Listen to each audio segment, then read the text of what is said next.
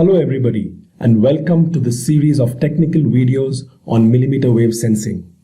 Specifically, we'll be talking about a sensing technology called FMCW radars, which is very popular in both automotive and industrial segments. The goal of this series is to give you a short but hopefully fairly in-depth understanding of this class of radars. FMCW stands for Frequency Modulated Continuous Waves, and I'll explain the reason for this naming a little bit later. This radar basically measures the range, velocity, and angle of arrival of objects in front of it. So, this series of videos discusses each of these dimensions of sensing in some detail, starting with range in Module 1, then moving on to velocity over the next couple of modules, and finally angle estimation in Module 5. For those of you who are new to millimeter wave sensing, I would recommend that you view all of these videos in sequence. The first module is going to start with explaining the basics of FMCW radar operation and then focus primarily on range estimation using the radar. So the kind of questions that we will focus on in this module are you have a radar, you have an object in front of it. How does the radar estimate the range to this object? What if there are multiple objects at different ranges from the radar? How close can two objects get and still hope to be resolved as two objects? What determines the furthest distance that a radar can see? At the heart of an FMCW radar is a signal called a chirp. What is a chirp? A chirp is a sinusoid or a sine wave whose frequency increases linearly with time. So in this amplitude versus time or AT plot, the chirp could start as a sine wave with a frequency of say Fc and gradually increase its frequency, ending up with a frequency of say Fc plus B, where B is the bandwidth of the chirp. Thus a chirp is basically a continuous wave whose frequency is linearly modulated. Hence the term frequency modulated continuous wave or FMCW for short. Now if the same chirp were represented in a frequency versus time plot or FT plot, how would it look? Remember that the frequency of the chirp increases linearly with time, linear being the operative word. So in the FT plot, the chirp would be a straight line with a certain slope S. And just to put in some typical numbers, this figure, for example, could represent a chirp which starts at a frequency Fc of 77 GHz, spans a bandwidth B of 4 GHz, thus ending up at a frequency of 81 GHz. The slope S of the chirp defines the rate at which the chirp ramps up. In this example, the chirp is sweeping a bandwidth of 4 GHz over a time period Tc of 40 microseconds, which corresponds to a slope of 100 MHz per microsecond. As we shall see later, the bandwidth B and the slope S are important parameters which define system performance. Now that we know what a chirp is, we are ready to understand how an FMCW radar works.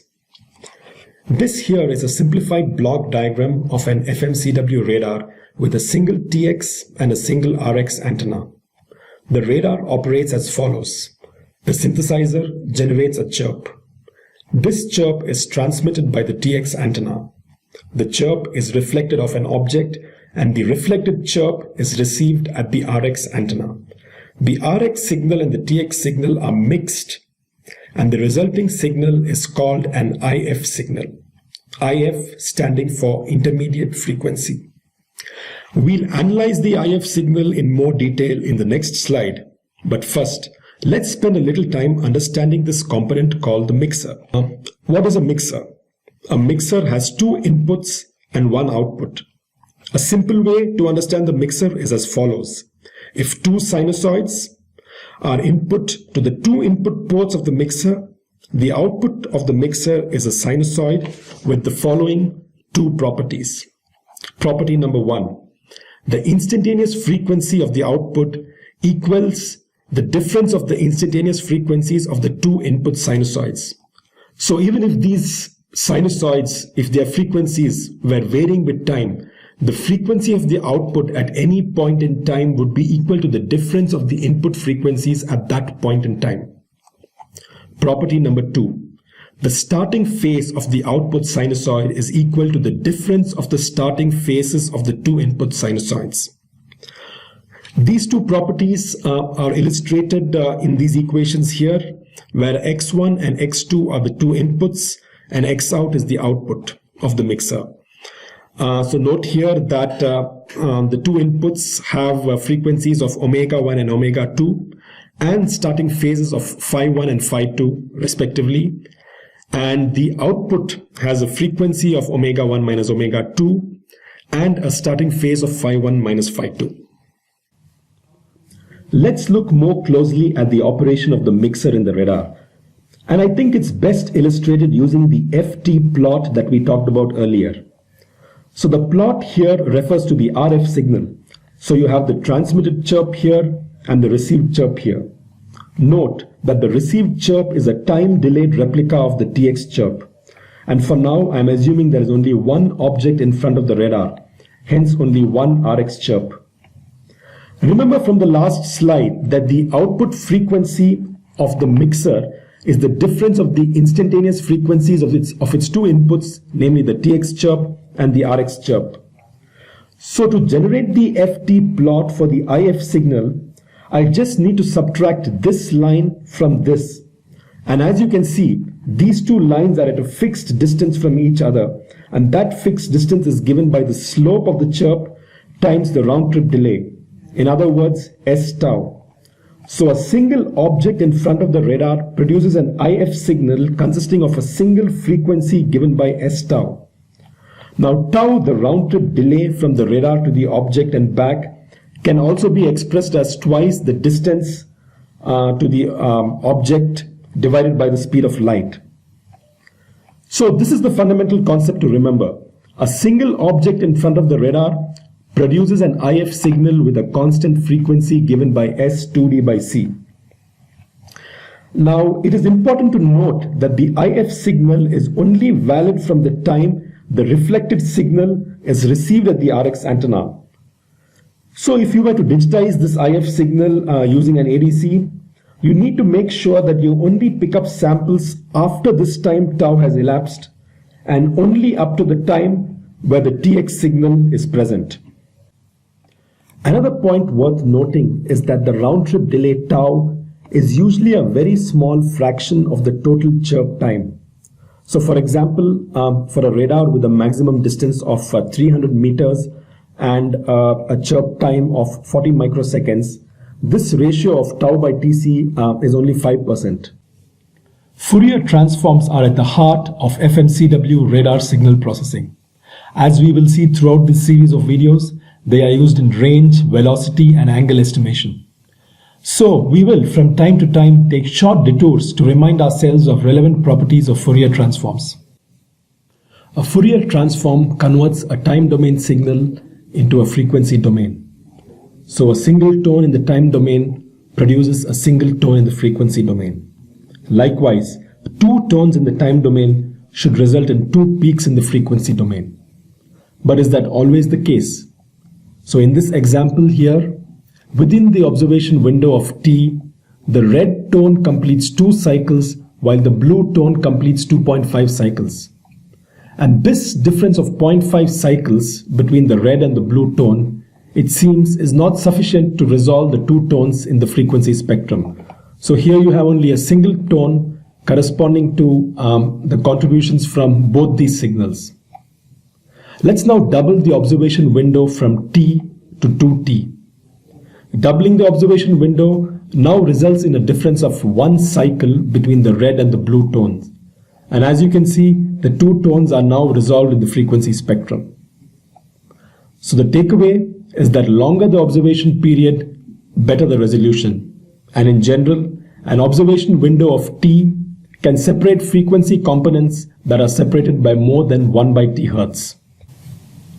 This completes our short digression on Fourier transforms. So far, we've talked about a single object in front of the radar. It's easy to extend this to the case where there are multiple objects in front of the radar. So here you have a radar transmitting a single chirp, and you get multiple reflected chirps from different objects. each chirp delayed by a different amount depending on the distance to that object. So the IF signal will have tones corresponding to each of these reflections, and the frequency of these tones, as we learnt, is directly proportional to the range. So this has the smallest frequency and corresponds to the closest object, while this corresponds to the furthest. A Fourier transform on this IF signal will then show up multiple peaks, and the frequency of these peaks will be directly proportional to the range of the corresponding object. So again, this corresponds to the closest object and this one to the furthest. The moment we talk about multiple objects, the next natural question is range resolution. That is, how close can any two of these objects be and still be resolved as two peaks in the IF spectrum? So in this example, we have two reflected chirps from two objects, and the corresponding AT plot of the IF signal shows two sine waves. But the frequencies of these sine waves are so close that they show up as a single peak in the frequency spectrum. How do we improve the range resolution of this radar? Taking a cue from our recap of Fourier transforms, one option is to extend the observation window of these two sine waves by increasing the length of the IF signal. So that's what I've done here. So the chirp is extended, which then extends the duration of the IF signal, and this resolves the two peaks in the frequency domain. Note that increasing the duration of the IF signal proportionally increases the bandwidth of the chirp. So that gives us a clue that possibly a larger bandwidth corresponds to a better range resolution. Now that we have some intuition on how to improve the range resolution of a radar, it would be nice to go a step further and actually derive an expression for this range resolution. And as it turns out, it's not that difficult either. All you need to know are these two pieces of information, something that we've already learned before. So at this point, I would really like to encourage you to pause here and try and derive this expression for the range resolution. So two objects which are delta D apart in distance will have their IF frequencies separated by delta F given by this expression. For these two frequencies to show up as distinct peaks in the IF frequency spectrum, this frequency separation delta F must be greater than 1 by the duration of the IF signal, which is virtually equal to the duration of the chirp TC if you discount the small fraction in the beginning, that portion tau arising from the round trip delay. Substituting for this using this expression, we get this inequality here, which after some rearrangement becomes this. And note that the slope into the duration of the chirp is actually the bandwidth of the chirp. So this expression can be further simplified, and you finally get this expression here, which says that two objects can be separated in the frequency, in the IF frequency spectrum, as long as their distance, the separation between them is greater than the ratio of the speed of light to twice the bandwidth of the chirp. So the takeaway here is that the range resolution depends only on the bandwidth swept by the chirp and is given by this expression over here, speed of light divided by twice the bandwidth. Time for a question now. So you have two chirps here, chirp A and chirp B. Chirp A has twice the duration of chirp B, but both of them have the same bandwidth. Which of these two chirps gives you a better range resolution? So if you think about it, both of these chirps have the same bandwidth B. So from the formula that we just derived, C by 2B, both of them should have the same range resolution. But then chirp A has a longer duration and hence a longer observation window of the IF signal. So intuitively, if you take into consideration the properties of Fourier transforms, this chirp A should have a better resolution than chirp B. How do we resolve this contradiction?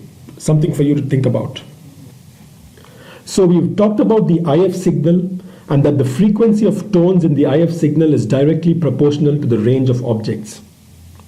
In most radars, what happens is that the IF signal is digitized for subsequent processing.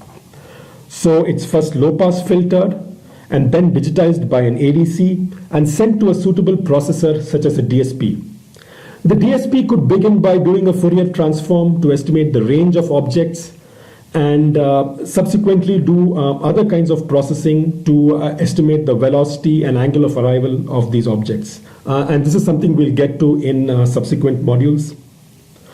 Whenever we are digitizing a signal, we need to first know what is the bandwidth of interest so that the low-pass filter and the ADC sampling rate can be appropriately set. So let's say we are interested in objects from 0 to a maximum distance of, say, Dmax. The maximum IF signal, the maximum frequency of the IF signal is then going to be S2 Dmax by C, and correspondingly the bandwidth of interest is going to be from 0 to this maximum IF frequency, which means that the low-pass filter should have a cutoff frequency which is beyond this FIF max, and also the ADC should have a sampling rate which is greater than the same value. So you can see here that the maximum sampling rate of the ADC can limit the maximum distance that the radar can see. Note that the maximum IF bandwidth depends on the product of the slope and the maximum distance. So if the ADC sampling rate and hence the IF bandwidth is a bottleneck in a sensor, you can always trade off the slope and the maximum distance. And typically radars tend to use smaller slopes for larger Dmax. Time for another question. Revisiting our earlier example, what more can we say about these two chirps? Chirp A and B have the same bandwidth, but chirp A takes twice as long as chirp B. A good time to pause the video and try to answer this question. Since both A and B have the same bandwidth, they of course have the same range resolution. But note that chirp A has half the slope of chirp B. So for the same maximum range requirement or for the same Dmax, chirp A would require only half the IF bandwidth, which translates to an ADC with a smaller sampling rate. So while chirp A has the advantage of a more relaxed ADC requirement, chirp B of course has the advantage of requiring only half the measurement time. So there is a trade-off going on here. So this slide summarizes all that we have discussed so far. This is a block diagram of an FMCW radar with a single transmit and a single receive antenna. Let's go over the sequence of events involved in estimating the range of an object. So first, the synthesizer or synth generates a chirp. This chirp is transmitted over the TX antenna. It is reflected off multiple objects in front of the radar, and the receiver sees delayed versions of this chirp. The received signal and the transmitted signal are mixed to create an IF signal. This IF signal consists of multiple tones, and the frequency of each of these tones is proportional to the range of the corresponding object. The IF signal is then low-pass filtered and digitized, and note that the sampling rate of the ADC must be commensurate with the maximum distance that we wish to see. The digitized data is then processed, and FFT is performed on this data, and location of the peaks in the frequency spectrum directly correspond to the range of objects. Note that here I've plotted the FFT with range on the x-axis rather than the IF frequency, which is okay, because as we've learned, the IF frequency is directly proportional to the range. This FFT is called a range FFT because it resolves objects in range, and this term range FFT is something that you will see a lot in FMCW literature. This slide over here summarizes some of the key concepts and formulas that we've seen in this module. First, an object at a distance of d produces an IF frequency of S2D by C. Range resolution depends only on the bandwidth spanned by the chirp, and is given by the speed of light divided by twice the bandwidth. The ADC sampling rate Fs limits the maximum range Dmax that the radar can see. The other thing, when we talk about bandwidth in FMCW radars, there are usually two bandwidths that are important, the RF bandwidth and the IF bandwidth. And it's important to clearly distinguish between both of these.